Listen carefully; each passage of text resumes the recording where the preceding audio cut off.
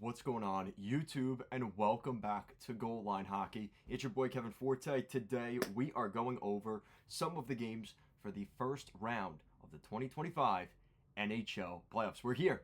We made it, and today we're going to go over the first series in the Eastern Conference out in the Atlantic Division. The Battle of Ontario between the Toronto Maple Leafs and the Ottawa Senators. Let me know in the comment section down below, who do you think is going to win this first round matchup? All right, so this is an interesting series because the Ottawa Senators are a team that have been in a slump recently, right? Really since, 2015, 2016. They had that run with Erik Karlsson, Mark Stone, the Hamburglar. We remember that whole little era in Ottawa. It's been a while since the Senators have been a legit playoff team. So they're back in the playoffs this year. They're going to be snagging the first wild card spot so they don't have to take on the Washington Capitals, but they will be playing the Toronto Maple Leafs, which is not much of an easier opponent this season. The Toronto Maple Leafs, once again, this is a similar story for the Leafs. 102 points at the making of this video, over 100 points this season. It's been a little bit more of a dogfight at the top there between them, the Florida Panthers, and the Tampa Bay Lightning. But Toronto has been consistent. They've been finding ways to win hockey games, and that's kind of what you need to do over an 82-game schedule. You're not always going to play your best. You're not going to play your best game every night, and that was definitely not the case for the Leafs. But they were able to stumble their way into a couple of wins maybe they shouldn't have had. But most of the teams that make the playoffs, that's what you have to do, and there's nothing wrong with that. That's just the better team found a way to win. And the Leafs have been notorious for losing a lot of those games over the years, and they found a way to win a bunch of those this year. Now, obviously, the star of the show for the Leafs this year, Mr. 100 points, Mitch Marner. He has 100 points this season, 27 goals, 73 assists, a really solid campaign for Mitch Marner. You know, the Maple Leafs have been a team that has found a way to get him on the ice. He leads the team in, basically time on ice. He's got over 1,700 minutes of ice time this season. Obviously, what you're expecting from Marner is a guy that's going to produce points, especially in the playoffs. That's got to continue for the Leafs going into this postseason. He is their lightning rod this season. And along with the rest of the core four there, you've got Nylander, who also put up a pretty solid campaign. He's got over a point per game. He's got 84 points this season. Matthews has 77 points, and even Tavares has 74 points in 74 games. I wasn't expecting that. I thought the regression would continue for JT. He put together a pretty good year. He's going to be on pace for 40 goals this season, despite playing, basically missing a dozen games this year. So obviously the Leafs have done some things right this year. And even with Matthews injured and things like that, nobody's really talking about the Leafs. But that might be the best thing for the Maple Leafs, is the less they're talked about, the better, right? I think the best thing that happened for them this year, not winning the President's Trophy, not being the best team in the Eastern Conference even, I think they're laying a little bit more under the radar, which I think is perfect for them. They still won the division. They're still going to get a lot of home ice advantage if they go on a deep playoff run. That's all you could ask for if you're a Leafs fan this year. And, looking at some of their key categories, their special teams, that's very important. And their power play has been pretty solid. It's always pretty much top 10 in the league. Their penalty kill, a little below average, and I think that's something that they could definitely work on as they get, kind of into the playoffs. You don't really want to be working on your penalty kill in the playoffs, but they're going to have to tighten that up, especially for this first round series against the Senators. And we talked a lot about the Leafs here for the first 4 minutes of the video. So let's take a look down the road in Ottawa, because the Ottawa Senators back in the playoffs. Again, it's been a while for them, but they've got some really solid players on this team. This is a team that deserved to get to the playoffs. Finishing right now at this point of the video, 92 points this year for the Ottawa Senators. They finally get their way back in. Their goals for this season, 22nd in the league. So obviously a team that struggled to keep the puck, struggled to find ways to put the puck in the net. They have been pretty good at keeping the puck out of the net, though. 220 goals against, that's 10th best in the National Hockey League. So again, as much as maybe there's been some issues with the scoring side of things, they have been able to keep the puck out of the net. That's pretty much what got them into the postseason. So that's definitely a huge factor here. They do have a couple of injuries, but I think a lot of it is more so rest than injuries. Brady Tkachuk has been out since April 1st.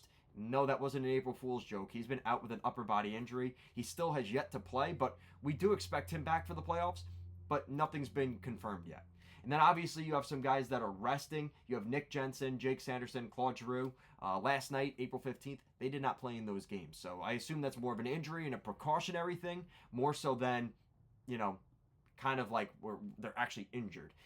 Hayden Hodgson, another guy, he's been out with a lower body injury. He did not play again against the Blackhawks. So I think most of these injuries are going to be pretty much rectified by the time the playoffs actually start.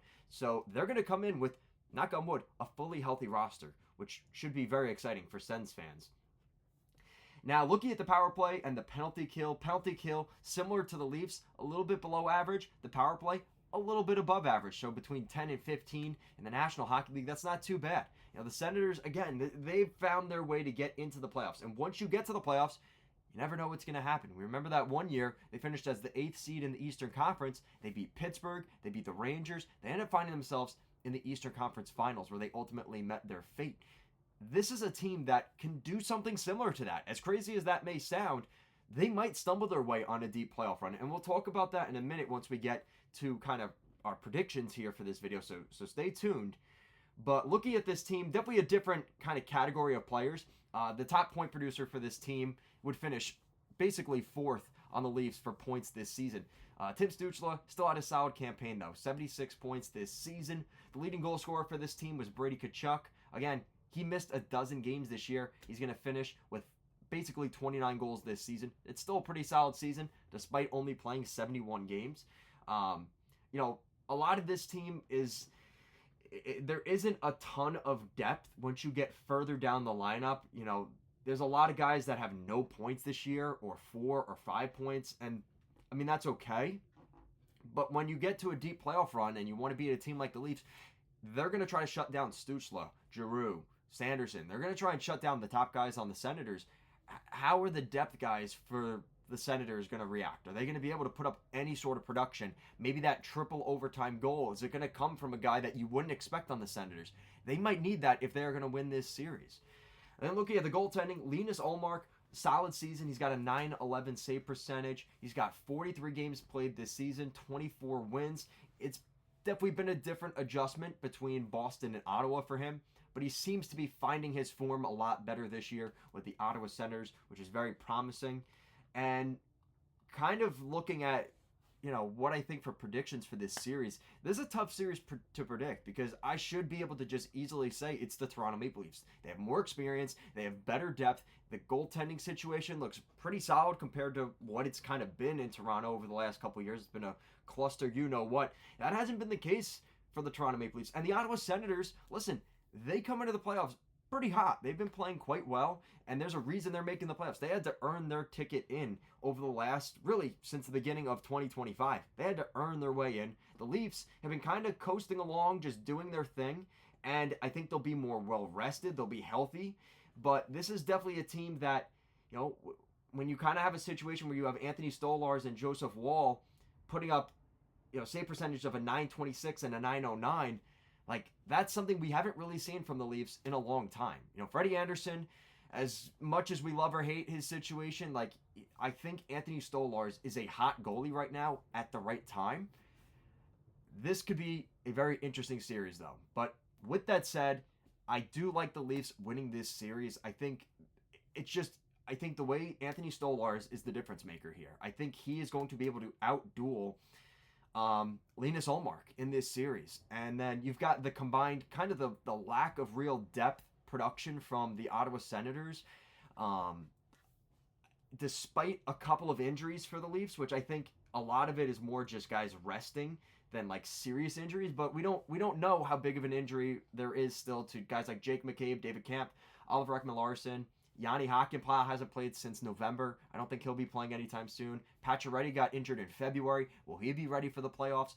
But even despite that, I think there's enough guys contributing other than those guys that it's not that big of a deal. They still have Nylander. They still have Marner, Tavares, Matthews, right? They still have the key guys on this team that you need to win. And I just think they're going to be able to they're going to kind of be able to shut down the Senators' top players. And they're going to have their guys finding ways to score, finding ways to win games like they have all season. Like I said, it will be a fight, though. I think the Leafs win this series in 7 games. Might scare the Leaf fans a little bit more than maybe this. They might be thinking, oh, we're going to win this in 5 or 6. not the case. I think the Senators are going to give them a little bit of a fight, but ultimately I think the Leafs are just going to be too much to handle in this series. So that's going to do it for today's video. Let me know what you guys think in the comments down below. What do you guys think of this series between the Battle of Ontario, between the Senators and the Leafs? Let me know your thoughts as always down below. Guys, thank you so much for watching, and I'll see you again next time.